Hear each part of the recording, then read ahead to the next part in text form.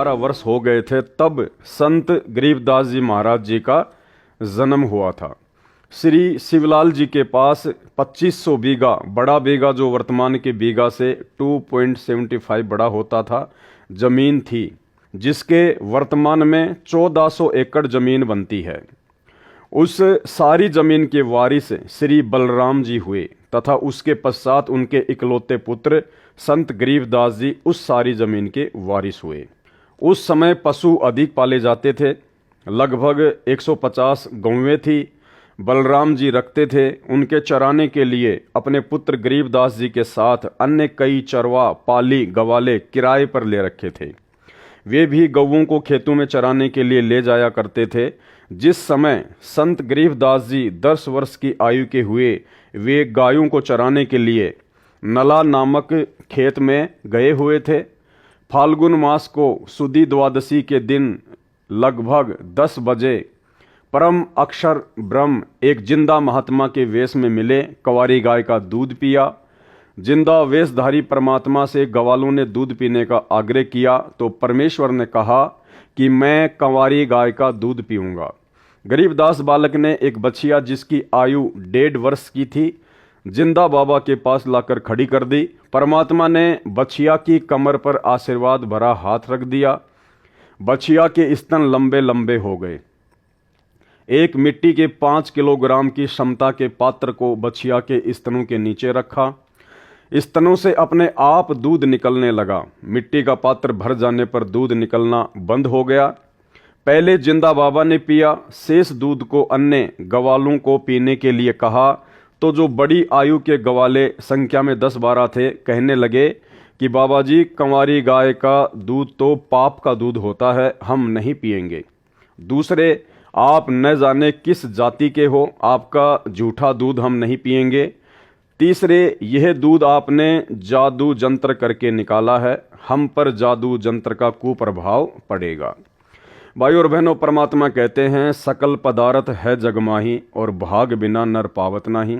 तो इन आत्माओं के भाग्य में वो परमेश्वर जी का, जिसको वो झूठा दूध समझ रहे थे, वो अमृत दूध इनके भाग्य में नहीं था। यह कहकर जिस जांडी के वृक्ष के नीचे बैठे थे वहां से चले गए। दूर जाकर किसी पेड़ के नीचे बैठ गए। तब बालक गरीबदास जी ने कहा कि हे बाबा जी, आपका झूठा दूध तो अमृत है, मुझे दीजिए। कुछ दूध बालक गरीबदास जी ने पिया। परमेश्वर जिंदा वेशधारी ने संत गरीबदास जी को ज्ञान उपदेश दिया, तत्व ज्ञान बताया। संत गरीबदास जी के अधिक आग्रह करने पर परमेश्वर ने उनकी आत्मा को शरीर से अलग किया और ऊपर के रूहानी मंडलों की सैर कराई। एक ब्रह्मांड में बने सर्वलोकों को दिखाया। श्री ब्रह्मा जी, श्री विष्णु तथा शिव जी से मिलाया। उसके पश्चात ब्रह्मलोक तथा श्री देवी दुर्गा का लोक दिखाया। फिर 10वें द्वार ब्रह्मरंध्र को पार करके ब्रह्मकाल के 21 ब्रह्मांडों के अंतिम छोर पर बने 11वें द्वार को पार करके अक्षर पुरुष के 7 शंख ब्रह्मांड वाले लोक में प्रवेश किया। संत गरीबदास जी को सर्व ब्रह्मांड दिखाए, अक्षर पुरुष से मिलाया। पहले उसके 2 हाथ थे, परंतु परमेश्वर के निकट जाते ही अक्षर पुरुष ने 10,000 हाथों का विस्तार कर लिया, जैसे मोर पक्षी अपने पंख को फैला लेता है। अक्षर पुरुष को जब संकट का अंदेशा होता है तब ऐसा करता है, अपनी शक्ति का प्रदर्शन करता है। क्या कह रहे हैं परमात्मा? जब 7 शंख ब्रह्मांडों के स्वामी अक्षर पुरुष को भी संकट का अंदेशा होता है, जब उसको भय लगता है, तब ऐसा करता है, अपनी शक्ति का प्रदर्शन करता है। यानी 21 ब्रह्मांड का स्वामी है काल ज्योति निरंजन और 7 शंख ब्रह्मांड का स्वामी है अक्षर पुरुष। यानी अक्षर पुरुष के 7 शंख ब्रह्मांडों के आगे, उसकी शक्ति के आगे ये काल ज्योति निरंजन तो कुछ भी नहीं है। और उसके 10,000 हाथ हैं, जबकि काल के मात्र 1,000 हाथ हैं और अक्षर पुरुष के 10,000 हाथ हैं। और परमेश्वर कह रहे हैं, जब अक्षर पुरुष को भी किसी संकट का अंदेशा होता है तो वो अपनी शक्ति का प्रदर्शन करता है।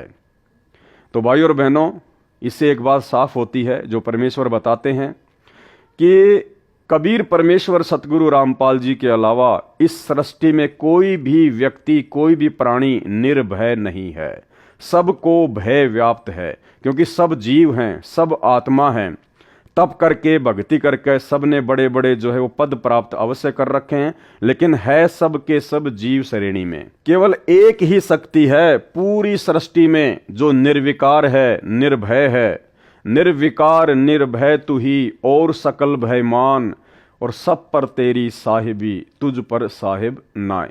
केवल सतगुरु रामपाल जी परमेश्वर जी, अर्थात वर्तमान में रियल कबीर सतगुरु रामपाल जी के अलावा कोई भी निर्भय नहीं है।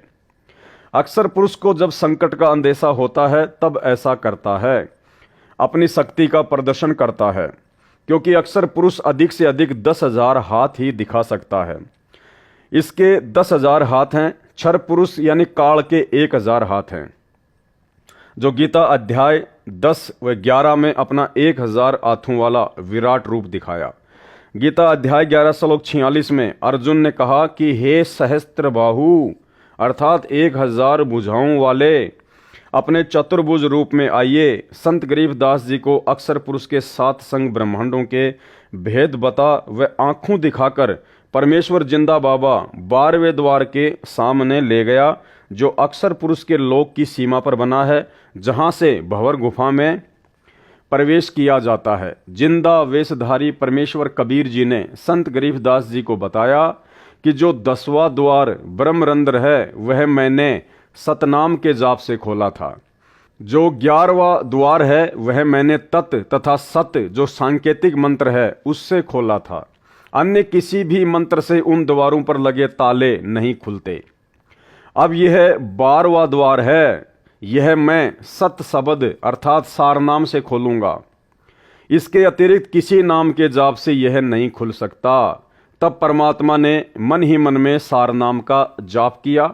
ये केवल परमेश्वर जी ने मात्र आप और हमें बताने के लिए कि सतलोक में प्रवेश करने के लिए सार नाम की कमाई अति आवश्यक है, और सार नाम की कमाई से ही 12वां द्वार खुल सकता है, जहां से हम सतलोक में प्रवेश करते हैं। और किसी भी नकली नाम से, नकली मंत्र से 12वां द्वार, 10वां द्वार या 11वां द्वार नहीं खुलता है। तब परमात्मा ने मन ही मन में सार नाम का जाप किया, 12वां द्वार खुल गया और परमेश्वर जिंदा रूप में तथा संत गरीबदास जी की आत्मा बचन पे डट गए, कट गए फंद 84 के, कट गए फंद 84 के, कट गए फंद 84 के।